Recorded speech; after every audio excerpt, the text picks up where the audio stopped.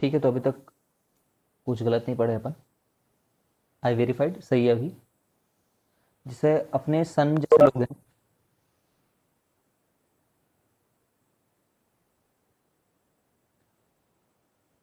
जैसे अपना सन है छोटू, तो सन में ये इतना स्ट्रांग नहीं रहता।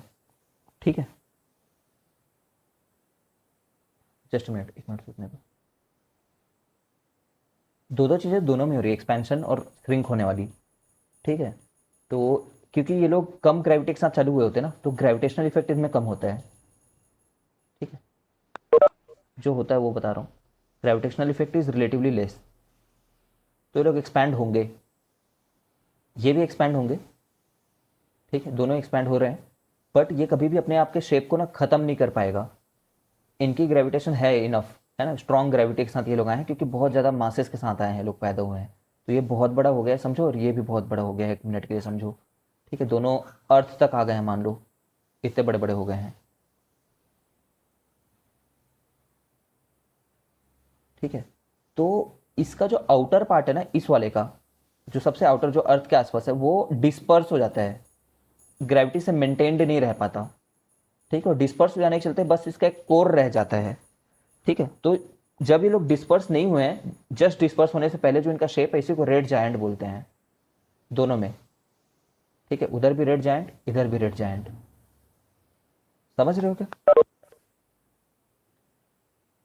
Gravitation effect is less, disperse हो जाएगा, रेड जायंट से क्या बन जाएगा ये, सेंटर एक इसके पास बस रह जाएगा, जिसका नाम क्या रहेगा, व्हाइट डॉर्फ। देखो बाहर का लाल ही हिस्सा तो चले गया, ठीक है ना, और सेंटर का बस एक व्हाइट डॉर्फ रह गया। और ये क्या करेगा, ये तो कभी डिस्पर्स होगा नहीं, क्योंकि it has started with a strong gravity.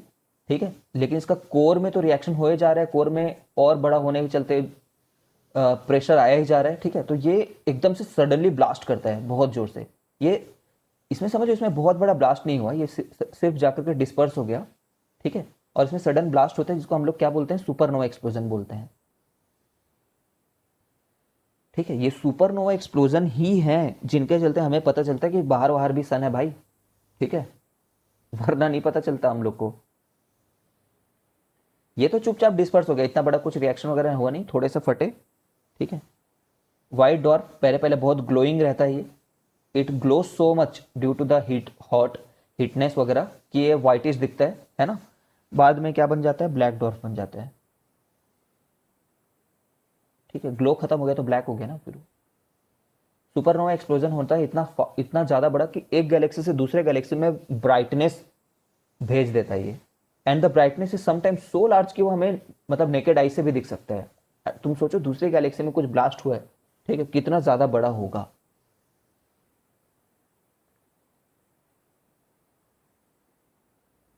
ठीक है, तो जो सुपरनोवा एक्सप्लोजन होता है ना, तो दो चांसेस रहते हैं, या तो ब्लैक होल बन जाए, या तो सुपरनोवा एक्सप्लोजन के बाद में एक न्यूट्रॉन स्टार बन जाए।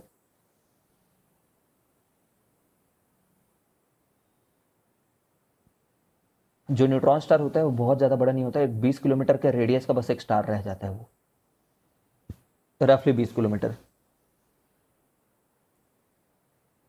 20 किलोमीटर बहुत छोटा है, और क्या चीज़ से बना था समझ रहे हो, रेड जायंट, सबसे बड़े जायंट से मिलकर के 20 किलोमीटर बस का बना है। इतना ज़्यादा डेंस होता है ना ये, प्योरली न्यूट्रॉन है भाई।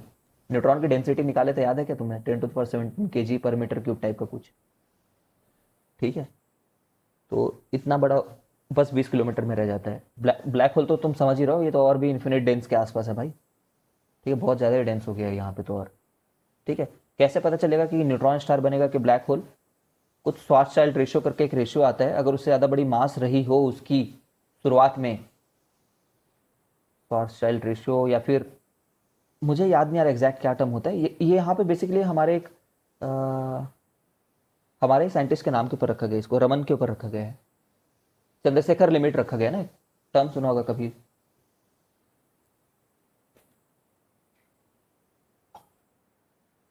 चंद्रशेखर लिमिट जैसा कुछ एक टर्म होता है, I am not exactly able to recall it. तुम चाहो तो फॉर इंटरेस्ट एक यूट्यूब वीडियो देख सकते हो, बहुत इंटरेस्टिंग लगेगा तुम्हें। तो शायद ना शुरुआत में तो श्वार्ट्ज़शील्ड रेशियो से ये पता चलता है शायद कि ये दोनों में से कौन सा फॉर्म होगा।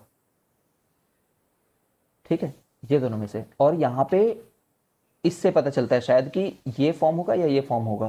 ठीक है, दोनों में से कोई एक है, तुम सर्च कर सकते हो इस चीज़ को। ठीक है, तो ये जो हमने ऐसे बता दिया ना, कई फेजेस के थ्रू होकर के गुजरता है, ये ऐसा नहीं कि बस एक ही बार में ऐसा हो जाता है। जैसे कि हाइड्रोजन हाइड्रोजन से मिलकर के हीलियम बन रहे हैं।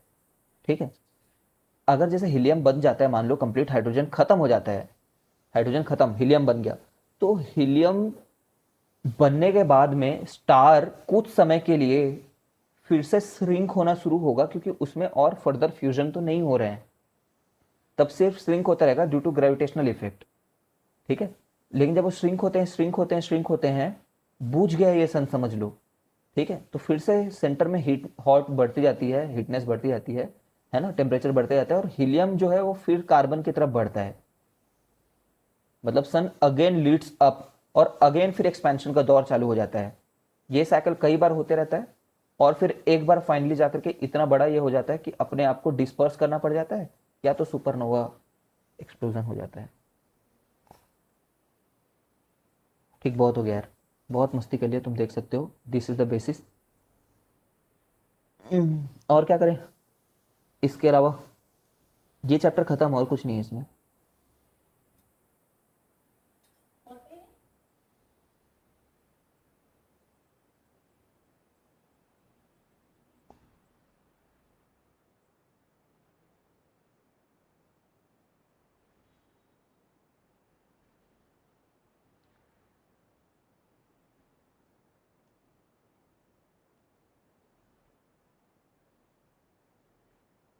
तो तुम्हें पता चल गया ना कि शुरुआत में जितना बड़ा था उसके ऊपर डिपेंड करता है कि आखिर में कैसे मरता है वो।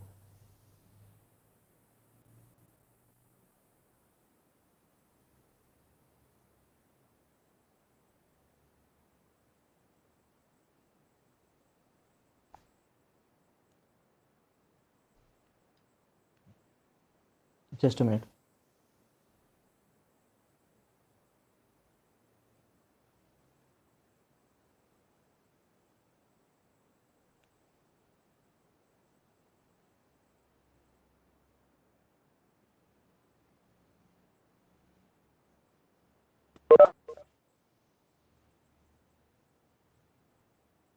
अपने सन का क्या होगा, अपना सन तो अभी जस्ट बच्चा है, अपना सन बड़ा होगा एक बार, अभी बड़ा होते होते होते जाएगा, फिर उसमें हीलियम से कार्बन जाने वाली प्रोसेस होगी, उसके बीच में थोड़ा टाइम के लिए ठंडा रहेगा। ठीक है, तब तक सब निपट लिए होंगे हम में से। ठीक है, फिर हीलियम से वो कार्बन की तरफ जाएगा, कार्बन से फिर वो आयरन की तरफ जाएगा, उसके बीच में कभी वो इतना बड़ा हो जाएगा कि वो अपने ग्रेविटेशन से अपने आप को समेट नहीं पाएगा। ठीक है, हमारा सन आखिरी में जाकर वाइट डॉर्फ बनेगा। ठीक है, हमारा सन कभी भी सुपरनोवा एक्सप्लोजन नहीं करेगा, उससे नहीं हो पाएगा हमारे सन से।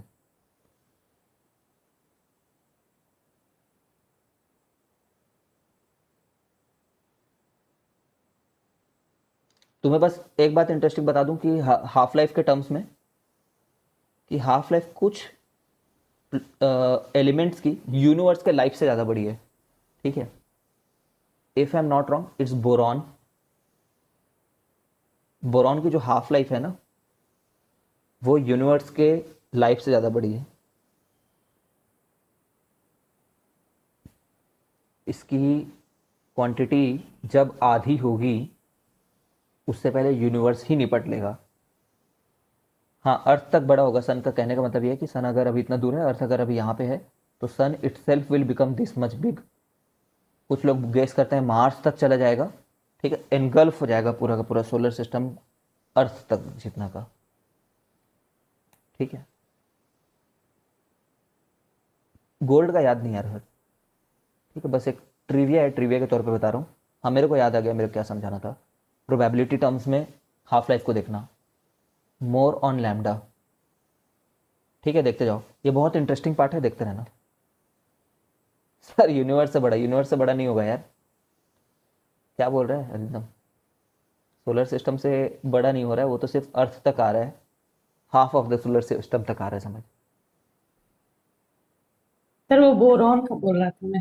हाँ, बोरॉन का तो मोर देन यूनिवर्स है, बस एक नंबर है भाई कि वो, उससे पहले यूनिवर्स खत्म हो जाएगा। अब पता नहीं कैसे खत्म होगा, ये तो हर्षिता ही बता पाएगी। क्यों हर्षिता? देखो ये मोर ऑन लैम्डा, ये जो है ना, ये हमारे लिए प्रोबेबिलिटी एस्पेक्ट से है। इससे तुम्हें होलिस्टिक पिक्चर मिलेगा एक, probability aspect of lambda. Lambda क्या था? बेसिकली डीके कांस्टेंट था। समझते क्या? बहुत इंटरेस्टिंग पार्ट है ये है अपने सिलेबस में जेई एडवांस में। तो हम लोग क्या बोलते थे कि dn बाई dt जो होता है, जिस रेट से रिएक्शन हो रहा है, वो लैम्डा टी है। ये वाला लैम्डा हुआ करता था ये, ठीक है। अब लैम्डा का जो यूनिट होता है ना, वो हम लोगों ने देख लिया कि ऐसा कुछ 10⁻⁸ पर सेकेंड ऐसा कुछ होता है, ठीक है। अब हम लोग बोलते हैं lambda is probability of decay per second per nucleon, radioactive nucleon of course, ठीक है। क्या क्या लिख दिया हमने यहां पे? It is the probability of decay per second per nucleon.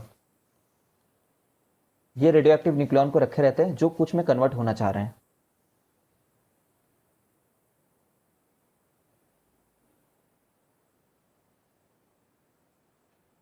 ठीक है। कुछ में कन्वर्ट होना चाह रहे हैं, किसी बी में मान लो। अब हर एक न्यूक्लियन से पूछो, हर एक न्यूक्लियन से, कि भाई न्यूक्लियन तुम्हारा अगले सेकंड में डीके हो जाने का कितना चांस है? What is the chance that you will be converted into be in the very next second? तो क्या बोलेगा?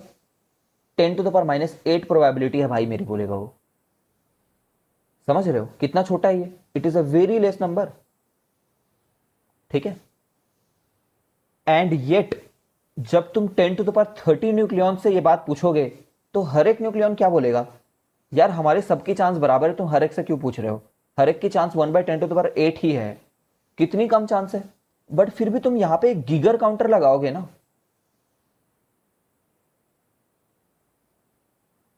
Geiger counter counts number of nuclei converted, मतलब जो बी में अभी अभी कन्वर्ट हुए हैं, ठीक है। गीगर काउंटर एक काउंटर है, समझ लो, कोई साइंटिफिक तरीका है, कोई एक मशीन है, कोई एक मीटर है जो ये नापता है कि कितने लोग हर समय डीके हो गए और कितने लोग बी बन गए। जो डीके हुए वो बी बन गए बेसिकली, है ना। तो ये हर समय कुछ ना कुछ दिखाएगा। 10 लोग बन रहे हैं बोल देगा, 10⁻20 लोग बन रहे हैं बोल देगा, ठीक है। ओके, अब ये कैसे आया? जब हर एक की प्रोबेबिलिटी इतनी कम है तो हर सेकंड कैसे इतने लोग प्रोड्यूस हो जा रहे हैं? Because that is how probability works. समझ रहे हो ना? तुम ध्यान से सुनो इस स्टेटमेंट को। प्रोबेबिलिटी बिकम्स सर्टेनिटी, ठीक है, when there are excessively large number of population, ठीक है। किसी भी चीज की अगर नंबर बहुत ज्यादा है तो प्रोबेबिलिटी लगभग सर्टेनिटी जैसे काम करती है। देखो 10⁻30 में से हर किसी बंदे को कोई डर नहीं है कि मैं अगले सेकंड में मर जाऊंगा, ठीक है। येट कितने लोग मरने वाले हैं तुम बता सकते हो? लैम्डा n लोग मरने वाले हैं लगभग पर सेकंड अगर देखें तो, ठीक है। और व्हाट इज दैट नंबर? फिलहाल 10⁻⁸ इंटू 10⁻30 मतलब 10⁻22 लोग कन्वर्ट हो जाएंगे अभी अगले ही सेकंड में, ठीक है। इसका हाफ नहीं है भाई ऐसा मत सोचना इसका हाफ से ज्यादा हो गया ना ये करके, ठीक है, क्योंकि इसका हाफ कितना होता है? 10⁻29 होगा इसका हाफ, 1/2 इंटू 10⁻29, ठीक है। एग्जैक्टली जो अभी similar to corona in India हो रहा है ना। I hope you are understanding की प्रोबेबिलिटी हर किसी के बीमार हो जाने की बहुत कम है, ठीक है। बट हर दिन कुछ लोग बीमार हो रहे हैं क्योंकि प्रोबेबिलिटी लगभग सर्टेनिटी बिकम, देख रहे हो ना, ये हमने सर्टेनिटी जैसा नहीं कर दिया क्या? और यही रियलिटी है, क्योंकि यही तो dn/dt है। अगर एक सेकंड के बारे में बात करूं, 1 सेकंड के लिए, तो यही तो dn है, इतने लोग ही तो कन्वर्ट हुए हैं। यही तो लिखा है ना हमने इस इक्वेशन में, ठीक है। ये क्या लिखा हुआ? प्रोबेबिलिटी ऑफ डीके पर second per nucleon. Very true बात। ये क्या चीज कहलाता है? Favourable number of cases upon total sample space क्या कहलाता है? प्रोबेबिलिटी। ठीक है, पर सेकेंड। ठीक है, तो रफली इस तरीके से समझेंगे इस चीज़ को। ठीक, ये एग्जैक्ट है। यहाँ तो मैंने तुम्हें बस समझाने के लिए बोला कि इस तरीके से सोच सकते हो। Favourable number of cases upon total cases upon second, probability पर सेकेंड हुई, तो इनकी प्रोबेबिलिटी पर सेकेंड सबके लिए कांस्टेंट है। ठीक है, बट क्योंकि बहुत ज़्यादा लोग हैं इसलिए लगभग सर्टेनिटी है इसमें कि कुछ ना कुछ लोग तो प्रोड्यूस हो ही रहे होंगे। ठीक है, जैसे it is very similar to saying कि भाई तू, कोई ऑफेंसिव मत होना, ऑफेंडेड मत होना, कि भाई तू कल मर जाएगा, इस बात की कितनी प्रोबेबिलिटी है। किसी से भी पूछो जाकर के लेटर से, ठीक है, भाई तू कल एक्सीडेंट से मर जाएगा, इस बात की कितनी प्रोबेबिलिटी है। और बेचारा घर में बैठ करके आराम से टीवी देख रहा है, तो उससे पूछोगे तो बोलेगा पागल है क्या, बहुत कम चांस है, 1/1 लाख है मान ले। ठीक है, 1 लाख पे एक चांस है कि मैं कल मरूंगा। येट इंडिया में अगले दिन कुछ लोग एक्सीडेंट से मर जाएंगे। ठीक है, बिकॉज प्रोबेबिलिटी से बच नहीं सकता कोई भी। ठीक है ना प्रोबेबिलिटी गेम खेलती भाई। इतना डिटेल में क्यों बता रहा हूँ, बिकॉज इस टाइप की अंडरस्टैंडिंग बहुत जरूरी है इसमें। ठीक है, ऐसा मत सोचो कि सर बहुत टाइम पास कर रहे हैं यहाँ पे, it is very much needed. अब आते हैं कुछ बातों पे। एन जो है वो एक हाफ लाइफ बट n0/2 बन जाता है, 2 हाफ लाइफ बट n0/4 बन जाता है। ठीक है, अब क्वेश्चन को ध्यान से सुनना, वर्ड को।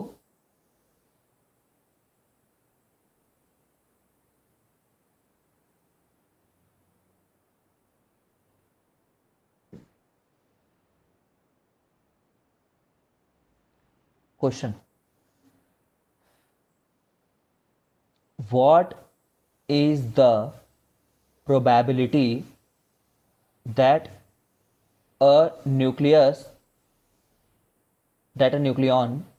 या फिर न्यूक्लियस समझ लो, radioactive nucleus, that a nucleus survives for 1/2 life। ठीक है,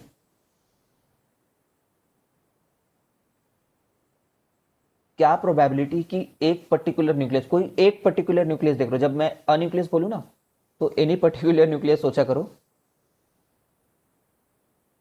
एक रेडियो एक्टिव न्यूक्लियस है, वो सरवाइव कर जाए एक हाफ लाइफ। तो समझो एक हाफ लाइफ के बाद में कितने लोग मर जाते हैं, इतने लोग मर जाते हैं, तो कितने लोग सरवाइव कर गए, इतने लोग सरवाइव कर गए। तो इसका नाम, इस वाले न्यूक्लियन का नाम, इस वाले न्यूक्लियस का नाम जिसको तुम देख रहे हो, उसका नाम सर्वाइवर्स लिस्ट में होना चाहिए, उसका नाम मर जाने वाले लोगों की लिस्ट में नहीं होना चाहिए। तो जो प्रोबेबिलिटी है ना, वो कितने लोग सरवाइव कर गए अपॉन कितने लोग थे। ठीक है, मतलब हाफ प्रोबेबिलिटी है कि वो सरवाइव कर जाए। Second part, that it survive for 2 half life. एक पर्टिकुलर न्यूक्लियन को देखे और क्या प्रोबेबिलिटी को 2-2 हाफ लाइफ तक सर्वाइव कर गया हो वो। बेसिकली इसका नाम 1/4 वाले में आना चाहिए। ठीक है, what is the probability that it decays, probability that it decays in 3 half life. ठीक है, तो समझ ही रहे हो, मतलब डीके हो गए उन वाली क्वांटिटी में आना चाहिए, उस वाले लिस्ट में इस बंदे को आना चाहिए, तो 7/8 होगा, क्योंकि 1/8 इसके बचने के चांसेस थे। ठीक है,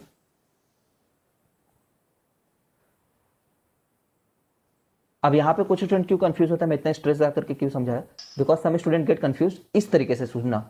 वो बोलते हैं सर हर सेकेंड उसके जिंदा रहने की प्रोबेबिलिटी तो सेम है ना, या फिर हर सेकेंड उसके अगले ही सेकेंड मर जाने की प्रोबेबिलिटी तो सेम है ना। ठीक है, इन एवरी सेकेंड, चाहे तुम 3 हाफ लाइफ हो गया हो ना, समझो 3 हाफ लाइफ कंप्लीट हो भी गए हैं किसी न्यूक्लियन के, और 3 हाफ लाइफ के बाद में तुम उस न्यूक्लियन से पूछ रहे हो कि यार तू अगले ही सेकंड डीके हो जाए, इस बात के कितने चांसेस हैं, तो यही आंसर देगा।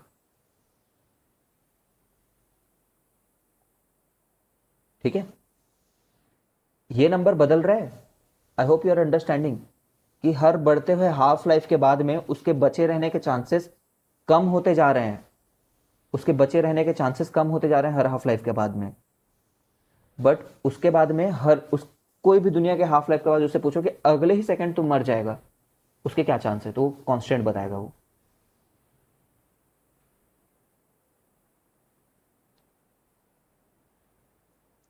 आई hope you are understanding, if not थोड़ा दिमाग चाहिए होता है जेई निकालने के लिए।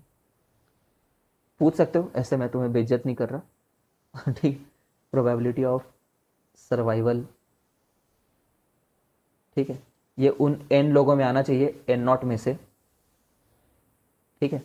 तो ये N naught times 1 minus E to the power minus lambda T, probable survival for T seconds, survival, ठीक है ना। तो एन अपॉन एन नॉट, तो ये तो इतना होता है अपॉन एन नॉट, ठीक है। तो 1 minus E to the power minus lambda t. Probability of decay, तो इसका नाम शहीदों की लिस्ट में होना चाहिए।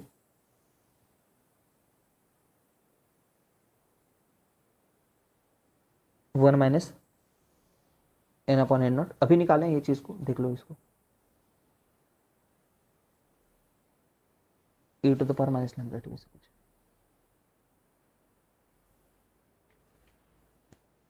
ठीक है। तो probability of survival for two half life अगर इस तरीके से निकालें, ठीक है, survival for two half life में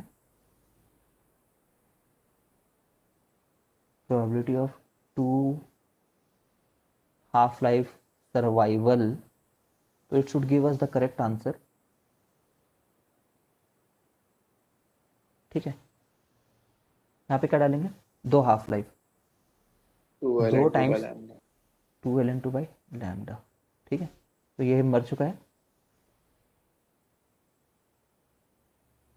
ठीक है। ये 2 इसमें ऊपर चढ़ जाएगा और ई टू द 2 ऊपर चढ़ गया, 1 बाई हो गया, चलो देख लो, ln 1/4, ठीक है। तो ये क्यों नहीं आ रहा आंसर,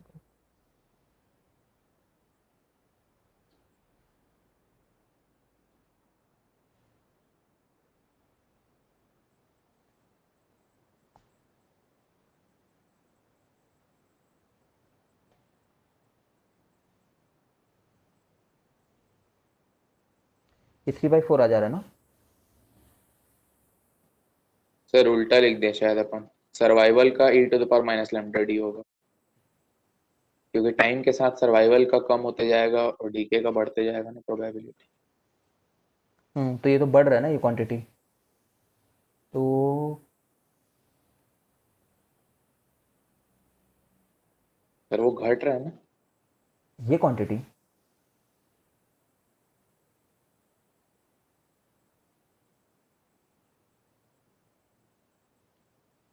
हाँ हाँ, ये पूरी क्वांटिटी बढ़ रही है ना, ये क्वांटिटी, ठीक। मतलब ये मैंने लिखा ही, अरे सॉरी, दिख रहा है क्या स्क्रीन? हाँ सर दिख रहा है। हाँ, तो ये गलत लिखा है ना मैंने, एन का वैल्यू क्या, एल का, एन का फॉर्मूला क्या होता है, एन जो होती है n naught e to the power minus lambda t होता है ना, ठीक है। तो इसलिए ये e to the power minus lambda t होगा, गलत लिख दिया था हमने, 1 minus E to the power बोला माइनस सर। Lambda t. हाँ ठीक है ना। तो ये 1 नहीं रहेगा यहाँ पे, तो इस तरीके से अपन इसको निकाल सकते हैं। तो अब ये फिर 1/4 आ गया, जो हमने पहले भी निकाला था।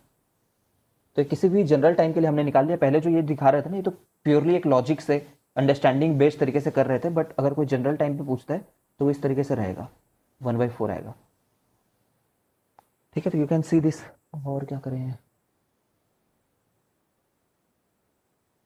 ठीक है। This is the probability aspect of this chapter.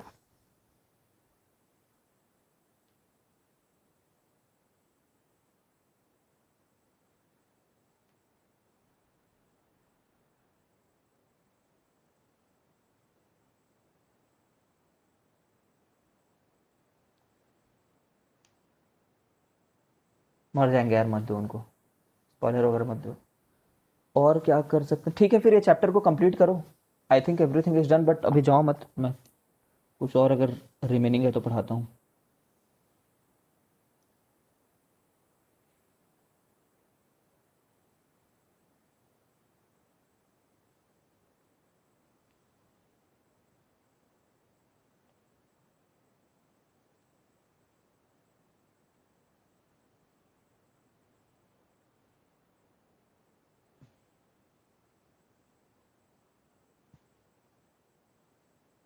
Modern physics में हमने वो एटॉमिक कोलिजन को छोड़ रखा था ना।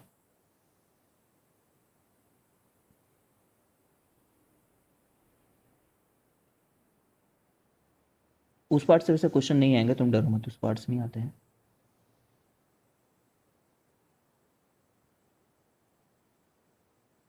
फिर भी रुको।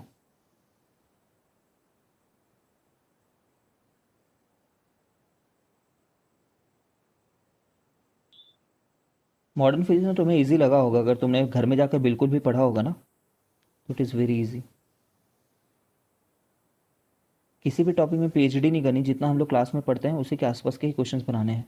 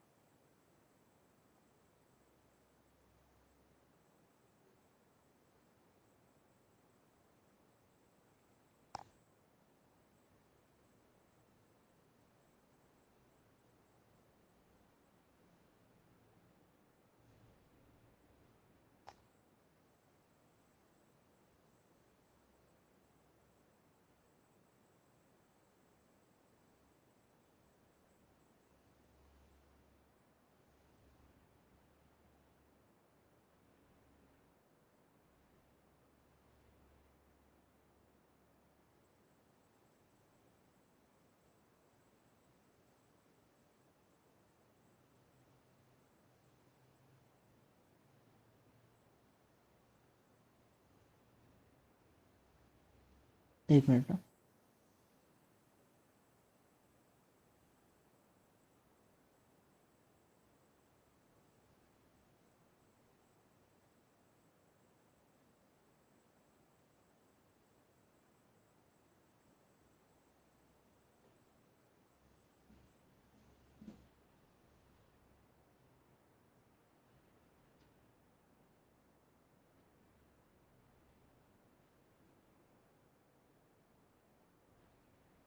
देखो, एटॉमिक कोलिजन को एक बार जस्ट बेसिक बता देता हूँ मैं।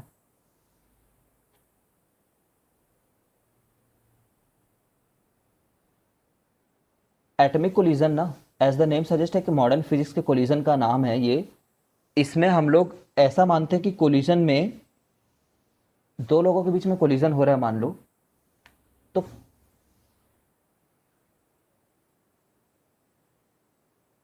तो इसकी कई लॉस तभी होगी,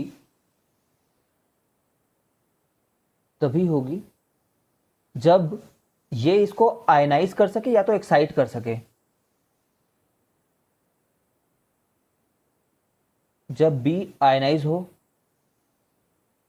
या एक्साइट हो, ठीक है, तभी होगी।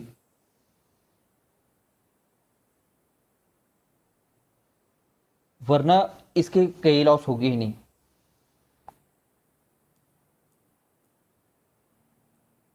ठीक है, अब देखो क्या मतलब, इसका मतलब ये नहीं कि दोनों मूव नहीं करेंगे, दोनों मूव तो करेंगे साथ में। ठीक है, साथ में मूव भी कर सकते हैं, बट ये कब लूज करेगा, जब इसके पास या तो एक्साइटेशन हो जाए या तो आयनाइजेशन हो जाए। कहने का क्या मतलब, ये देखो हमें किस तरीके से एनालाइज करना होता है। जैसे मान लो एक क्वेश्चन तुम्हारे में दिया होगा, एग्जाम्पल नंबर 27, ये तुम घर पे जाकर के ट्राई करना है इसके बाद में। ठीक है, जैसे ए है, इसके बारे में इसने दे रखा है कि एक न्यूट्रॉन है जो कि के काइनेटिक एनर्जी के साथ आ रहा है, वी वेलोसिटी के साथ आ रहा है, और एक हाइड्रोजन एटम जो है वो रेस्ट में रखा हुआ है। ठीक है, और ग्राउंड स्टेट में है, rest and ground state and free to move लिखा हुआ है। समझते जाओ। अब सोचो, अगर परफेक्टली इलास्टिक जो हमारा कोलिजन होता है ना, वो क्या चीज़ रहता है, या तो परफेक्टली इलास्टिक रेंज में लाई कर सकता है, यहां से लेकर के इन इलास्टिक के रेंज में, से लेकर के परफेक्टली इन इलास्टिक के रेंज में लाई कर सकता है। मतलब हमारी कोलिजन का जो डोमेन है वो ये है, या तो it will be perfectly elastic या तो इन इलास्टिक। इन इलास्टिक में तो बहुत सारे केसेस आ सकते हैं, कितना इन इलास्टिक हुआ, ई इक्वल टू हाफ हुआ क्या, ई इक्वल टू 1/4 हुआ क्या। ठीक है, या फिर परफेक्टली इन इलास्टिक जिसमें ई इक्वल टू 0 हो जाता है। परफेक्टली इन इलास्टिक का मतलब ये होता था कि चिपक जाता था दो लोग, याद है ना, दोनों चिपक जाते थे एग्जैक्टली। वेलोसिटी ऑफ सेपरेशन जो है जीरो हो जाता है ना। देखो E इक्वल टू जीरो मतलब क्या होता है, relative velocity of separation upon relative velocity of approach. इसका जीरो हो जाना मतलब v1 इक्वल टू v2 हो जाना, मतलब दोनों सेम स्पीड से चलना। ठीक है, तो जब ये दोनों सेम स्पीड से चलेंगे, mv आ रहा है जीरो है, और जब ये लोग फाइनली सेम स्पीड से चलने लगेंगे 2mv से, तो mu इक्वल टू 2mv हो जाएगा, और v कितना हो जाएगा, u/2 हो जाएगा। तो ke फाइनल कितना हो जाएगा बताओ मेरे को, half mv² plus half mv²। ठीक है, और के इनिशियल कितना हो जाएगा, वो तो हाफ mu² था। समझ रहे हो, देखते जाना तुम लोग। हम लोग यहाँ पे पूरा फाइंड क्या कर रहे हैं ये देख रहे हैं कि के लॉस तभी होगा जब आयनाइज होगा या तो एक्साइट होगा। तो हम लोग ना डेल्टा के फाइंड करने की कोशिश कर रहे हैं।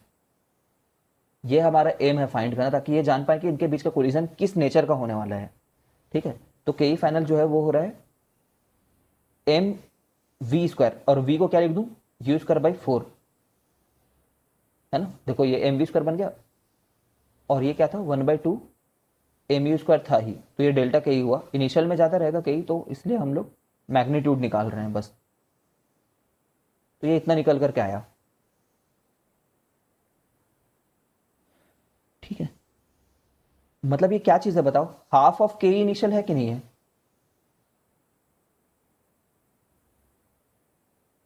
आई hope you are getting it. देखो देखो समझना,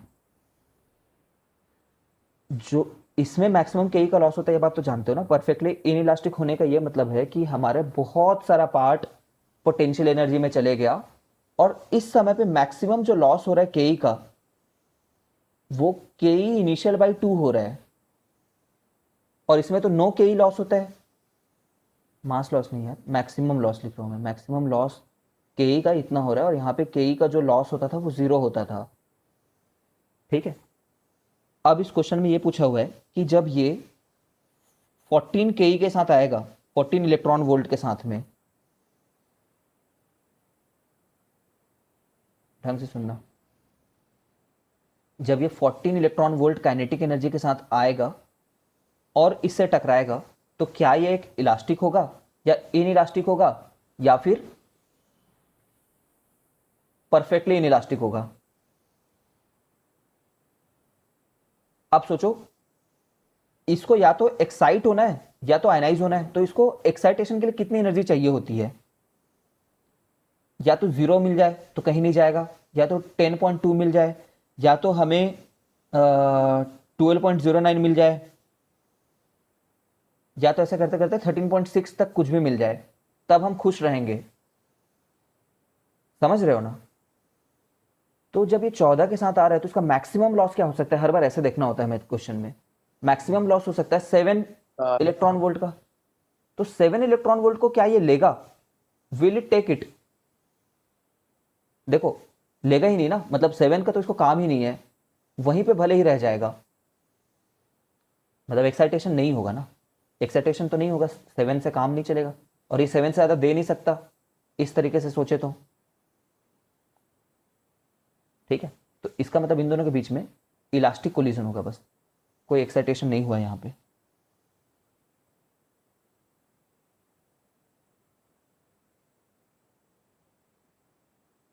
सिमिलरली एक क्वेश्चन दिया हुआ है कि जब ये 14 की जगह 20.4 इलेक्ट्रॉन वोल्ट से आए, तब ये मैक्सिमम कितना लूज कर सकता है, तब 10.2 लूज कर सकता है, 10.2 और तो 10.2 इसको चलेगा। ठीक है, तो या तो इनके बीच में इसके लिए दो केसेस आएंगे, या तो इलास्टिक हो जाए, ठीक है, 0 के करस्पॉन्डिंगली, या तो इन इलास्टिक हो जाए, दो केसेस आएंगे।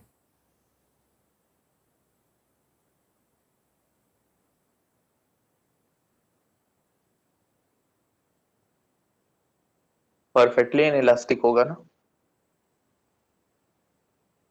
हाँ परफेक्टली इनइलास्टिक होगा। ठीक है, या तो इलास्टिक हो जाए तो परफेक्टली इनइलास्टिक हो जाए, दोनों चांसेस एग्जिस्ट करते हैं। जब परफेक्टली इनइलास्टिक होगा तभी हमारे पास में ये जो हमने कैलकुलेशन करी है ना वो आएगा, और सिर्फ परफेक्टली इलास्टिक हो गया है तब तो सिर्फ डेल्टा के इक्वल टू 0 रहेगा, ये अपनी के को लूज नहीं करेगा। ठीक है, तब इसको कुछ ट्रांसफर वगैरह नहीं हुआ है, फिर टकरा करके वापस चले गए हैं समझो, बिना किसी इसके काइनेटिक एनर्जी वगैरह को बढ़ाए। ठीक है, क्योंकि ये केस तो हुआ ही नहीं। ठीक है, इस तरीके से देखते हैं इन क्वेश्चंस को। ठीक है, जैसे कि एक और फाइनल कर लेते हैं। जैसे ये जब 20 पॉइंट, जब ये 22 के साथ आएगा तो क्या होगा? जब ये 22 के साथ आएगा तो 11 मैक्सिमम दे सकता है, देगा कि नहीं वो नहीं पता हमें, मैक्सिमम 11 दे सकता है। तो ये 10.2 ले लेगा उसमें से, समझ रहे हो ना? तो इसमें या तो परफेक्टली इलास्टिक हो सकता है, जब वो कुछ भी लूज ना करे वापस चले जाए टकरा करके, या तो इन इलास्टिक होगा। इस केस में परफेक्टली इलास्टिक तो नहीं होगा, क्योंकि कंप्लीटली हाफ तो दे सकता ही नहीं है, वो लेगा ही नहीं कंप्लीटली हाफ को। समझ रहे हो? तो इसमें या तो परफेक्टली इलास्टिक पॉसिबल है या तो इन इलास्टिक पॉसिबल है ना? पॉसिबल है, क्या हो रहा है वो तो हमें भी नहीं पता, वो तो बाद में लक डिसाइड करेगा। ठीक है, चलो सर इस अपन बेसिस जो पे। अपन मैक्सिमम लॉ, हाँ ठीक है समझ। देखो सुनो, प्रोसेस ये है, मैक्सिमम कितना दे सकता है, लूज कर सकता है, वो निकालना। वो कैसे निकलेगा? मोमेंटम मैक्सिमम कंजर्वेशन लूज से। तभी करेगा, मास बराबर रहेगा। नहीं नहीं ऐसा, ठीक है उस समय तो मैक्सिमम लूज करेगा। मैं बस ये बोल रहा हूँ कि सोचो, अगर ये दिया होता कि ये m वाला ऑब्जेक्ट है और ये 2m वाला ऑब्जेक्ट है, ठीक है, ये u से आ रहा होता, ठीक है ना, तो कितना मैक्सिमम, तभी भी तो कुछ मैक्सिमम लॉस होता ना। तब भी मैक्सिमम लॉस कब होता? जब दोनों चिपक करके चलते।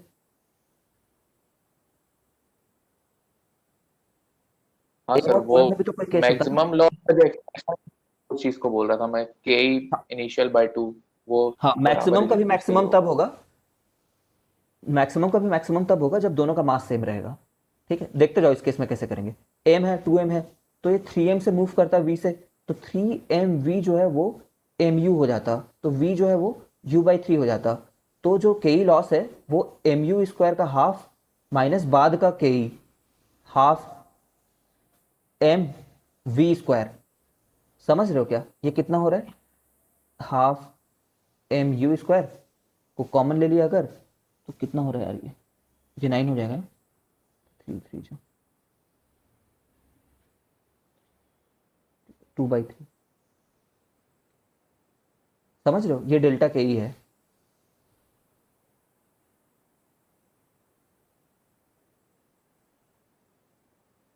मतलब अगर वो सर आता, 2/3 होगा ना, क्या हो रहा है? 1/2 इंटू 1/2 बचेगा तो हाफ एम इसको तो मैंने बाहर निकाल लिया था। हाँ सर, बाहर निकालने के बाद ही इधर तो 1 बचा, इधर तो हाफ इंटू 1/3 है ना, तो 1/6 होगा ना, 1/3 थोड़ी है। क्यों इसमें हाफ एम वी स्क्वायर बाहर नहीं निकालेंगे क्या? इसमें भी तो हाफ बाहर निकालेंगे। सर निकालने के बाद ही, अच्छा हाफ, ठीक है सर, सॉरी। ठीक है, तो ये रहेगा। अब सोचो, अगर ये वाला केस होता, 2 मिनट और पेशेंसली सुनो, और अगर वो के इक्वल टू 24 से आ रहा होता, के इक्वल टू 24 से, तो मैक्सिमम कितना लूज कर सकता था ये देखेंगे सबसे पहले। तो मैक्सिमम इतना लूज कर सकता था, 2/3 ऑफ 24 लूज कर सकता था वो, मतलब वो 16 लूज कर सकता था। तो 16 लूज करने के लिए या तो इन इलास्टिक पॉसिबल है या तो ये वाला इन इलास्टिक जो है। तो चालू करना।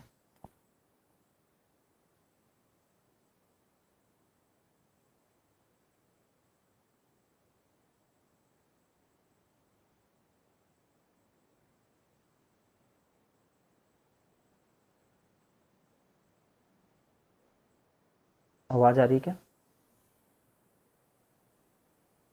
हाँ सर, अभी आई। ठीक है, तो 24 से आता ना, तो 16 लूज कर सकता था। अब 16 लूज कैसे करेगा? या तो इस वाले इलास्टिक से, या तो इस वाले इलास्टिक से, या तो इस वाले इलास्टिक से। ठीक है, तो इसमें इन इलास्टिक कोलिजन पॉसिबल है, ठीक है, और परफेक्टली इलास्टिक पॉसिबल है। इसमें परफेक्टली इलास्टिक पॉसिबल नहीं है। समझ गए? और अगर मान लो हमने ये सेलेक्ट कर ही लिया ना, ये वाला अगर हो गया करके, तो वो एक्साइटेशन हो गई है, वो एक्साइटेशन हो गई है, प्लस उसके अलावा जो रिमेनिंग काइनेटिक एनर्जी है वो इन दोनों को मिल गई है। ठीक है, क्वेश्चन आप बनाना उस सीट से तो तुम्हें समझ में आएगा। This much is sufficient for this thing. किसी को डाउट हो तो पूछो 2 मिनट में। प्रोसेस यही है, मैक्सिमम के ही लॉस निकाल लो पहले। This is the thing to go.